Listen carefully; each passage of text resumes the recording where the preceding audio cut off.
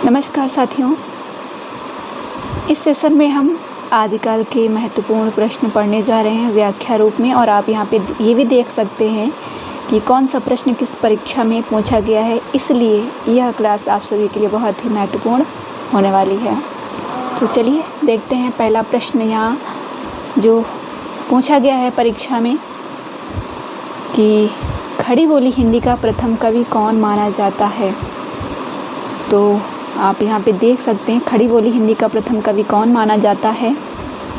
आप सभी को पता होगा कि अमीर खुसरो जो है खड़ी बोली हिंदी के प्रथम कवि हैं।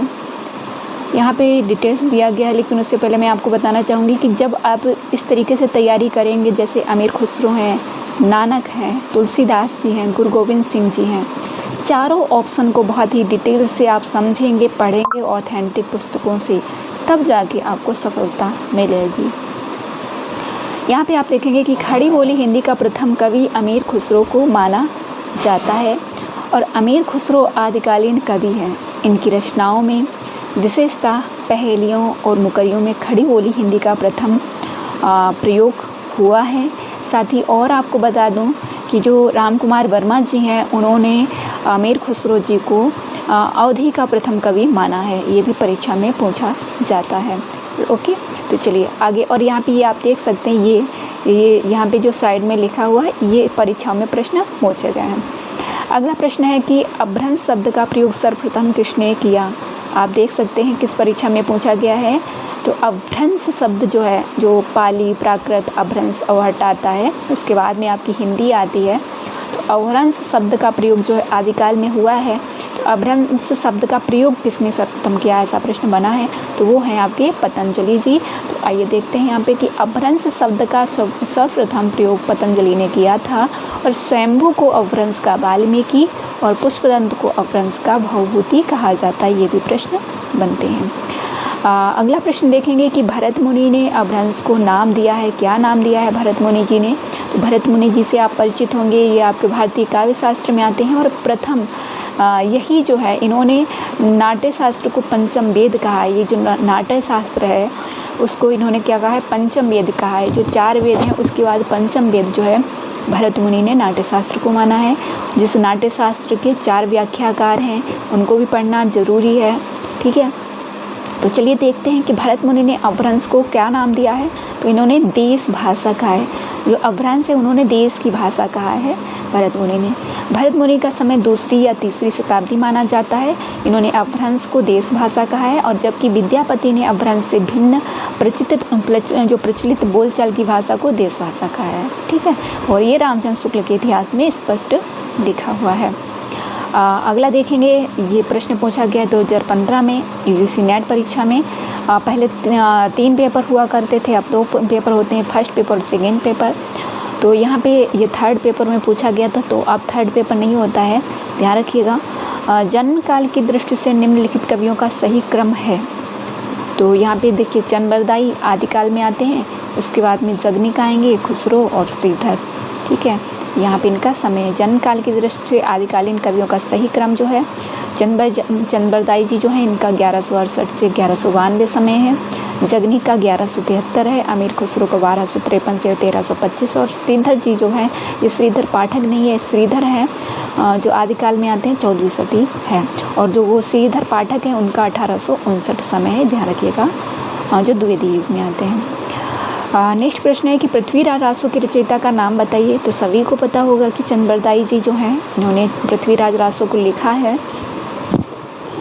तो देखते हैं कि पृथ्वीराज रासो के रचयिता चंद्रबरदाई जी हैं। अमीर खुसरो ने मुकरियाँ, पहेलियाँ, खालिकवारी, 2 सुखने, गज़ल की रचना की है, और जगनिक ने परमाल रासो लिखा है जिसको आलाखंड नाम दिया गया। नरपत नाल जी जो है इन्होंने बीसल देव रासो लिखा है, और बीसल देव रासो की नायिका कौन है, यदि आपको पता है तो आप लोग कमेंट बॉक्स में बताएंगे, ओके।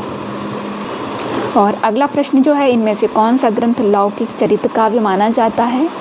तो भविष्यत कहा, ठीक है, भविष्यत कहा जो है चरित्र काव्य है।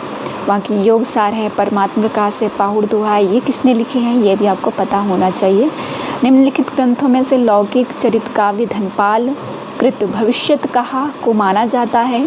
जबकि योगसार परमात्मा प्रकाश के लेखक जोइंदू हैं और पहाड़ दोहा के लेखक राम सिंह जी हैं। पहाड़ दोहा, ठीक है, याद रखिएगा।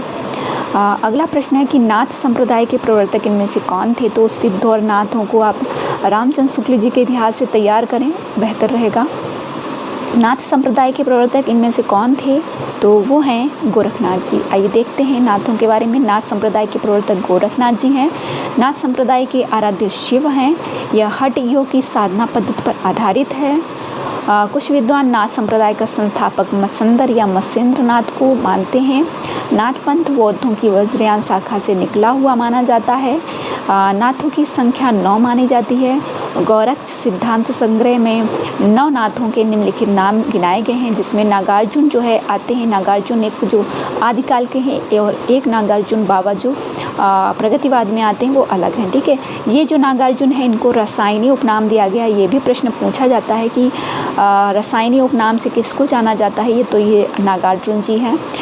जड़ भरत जी हैं, हरिश्चंद्र जी हैं, सत्यनाथ जी हैं, श्री भीमनाथ जी हैं, गोरक्षनाथ जी हैं, सरपटनाथ जी हैं, जलंधर हैं, मलयार्जुन हैं। तो ये सभी नाम आपको याद होने चाहिए, क्योंकि ये पूछा जा सकता है कि इनमें से कौन 9 नाथों में नहीं आते हैं, ठीक है। अगला प्रश्न आप लोग देखेंगे कि महापुराण के रचनाकार कौन हैं? तो महापुराण जो है पुष्पदंत जी ने लिखी है। अब अब्दुल रहमान जो है, इनकी रचना कौन सी है? धनपाल की रचना कौन सी है? स्वयंभू की रचना कौन सी है? ये भी आपको पता होना चाहिए। आइए डिटेल देख लेते हैं कि महापुराण आदिकालीन ग्रंथ है। इसके रचयिता पुष्पदंत हैं।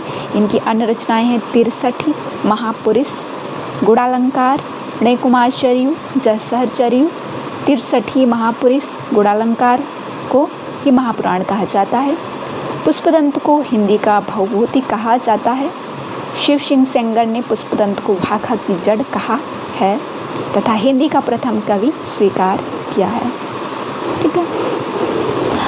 अगला यहाँ पे आप देखेंगे, और हाँ विशेष ध्यान रखिएगा इन चीज़ों का। सभी जो यहाँ पे हम पढ़ रहे हैं ये प्रश्न पूछे जाते हैं। यहाँ जो ये प्रश्न भले ही आपके लिए महत्वपूर्ण ना हो, लेकिन ये चीज़ आपके लिए बहुत ही महत्वपूर्ण है, इस पर विशेष ध्यान रखिएगा। राहुल शंकराचार्य ने हिंदी का पहला कवि किससे माना है? तो अब यहाँ पे देखेंगे सरपा, ठीक है, लुइपा हैं, स्वरपा हैं, चंद्रबरदाई जी हैं।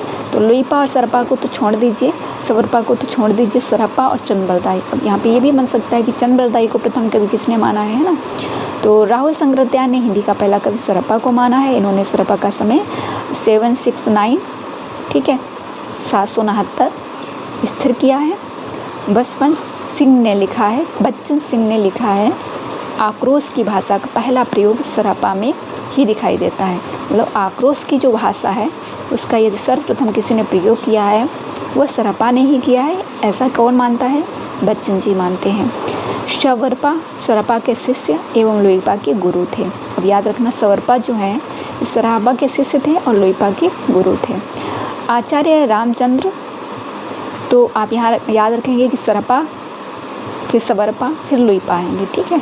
आचार्य रामचंद्र शुक्ल जी जो हैं चंद्रबरदाई को हिंदी का प्रथम महाकवि तथा पृथ्वीराज रासो को प्रथम महाकाव्य मानते हैं। एक और विशेष ध्यान रखना कि रामचंद्र शुक्ल जी जो है इसको प्रमाणिक तो नहीं मानते हैं, है ना। एक तरफ कहते ना, आजकल की जो दुनिया है उसमें क्या होता है कि पीछे तो इंसान बुराई करता है और सामने आके उसी को महत्व देता है।